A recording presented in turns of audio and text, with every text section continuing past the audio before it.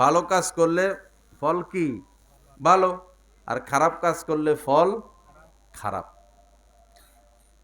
মনে করুন হাদিস শরীফের মধ্যে আছে যে কুল্লু আমরিন জি বালিন লাম ইউবদা বি বিসমিল্লাহ ফাহুয়া আখতা। যেই কাজের শুরুতে বিসমিল্লাহ বলা হয় না সেই কাজের মধ্যে বরকত থাকে না। এখন আপনি যদি কাজের শুরুতে বিসমিল্লাহ বলেন বরকত পাবেন, বিসমিল্লাহ বলবেন না বরকত পাবেন না। কারণ ভালো কাজ করলে ফল ভালো, আর ভালো কাজ না করলে ফল খারাপ। এজন্য আমাদের মুসলমানদের উচিত সব কাজে কি বলা? বিসমিল্লাহ বলা। যেমন মনে করেন আপনি ধান লাগাবেন, তো প্রথম যে জ্বালাটা লাগাবেন প্রথমবার কি পড়তে হবে? বিসমিল্লাহ। বিসমিল্লাহ বলে শুরু করবেন কাজ, দেখবেন আপনার খেতে অনেক বরকত। দোকান খুলবেন, দুধ, দেশ গ্রামে গরু পালে, দুধ দোয়, দুধ এটার কি বলে? দুধ দোয়া, দুধ দোয়া। যখন প্রথম টান দিবেন, দুধ দুইবেন, প্রথম টান, তখন বিসমিল্লাহ বলবেন। মনে থাকবে তো ইনশাল্লাহ? বিসমিল্লাহ বলবেন, কাজে বরকত পাবেন। আর বিসমিল্লাহ বলবেন না, কাজে বরকত পাবেন না।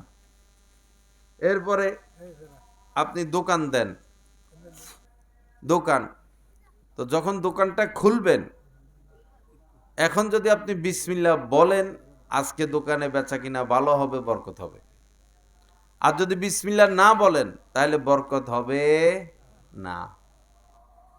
হাদিস শরীফের মধ্যে এসেছে মানুষ যখন ঘরে প্রবেশ করে, যদি বিসমিল্লাহ বলে ঘরে প্রবেশ করে তো শয়তান তার সাথে ঢুকতে পারে না। আর যদি বিসমিল্লাহ না বলে তো তার সাথে শয়তান ঘরে ঢুকে যায়। এজন্য ঘরে প্রবেশের সময় আমরা কি বলবো? বিসমিল্লাহ বলবো। খাওয়া আমরা খাই, কিন্তু খানা বরকত হয় না। এমনও পরিবার আছে যে এক পট চাউল পাকালে সবাই মিলে খাই শেষ করতে পারে না। আমার বাসার কথা বলি, এক পট পাকাইলে আমাদের বেশি হয়। ওই যে এরকম পট, ওই যে দুধ চা বানা যে, কি এটা পট, এই যে এটা এক পট পাকাইলে আমাদের বেশি হয়ে যায় ভাত।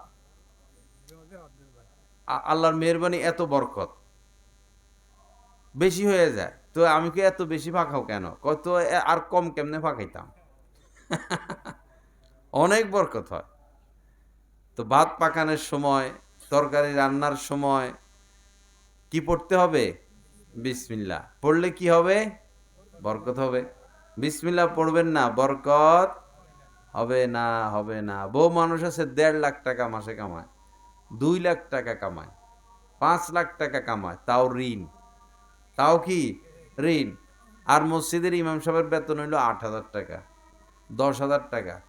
খাইয়া দাইয়া পোসপাস কইরা মাসের শেষে আরো থাকে। মাসের শেষে আরো কি? বরকত কে দেন? আল্লাহ দেন। আল্লাহ বরকত দেন। আমি লাখপতি কোটিপতিদেরকে চিনি, এরা কি খায়? শুধু ওষুধ খায়।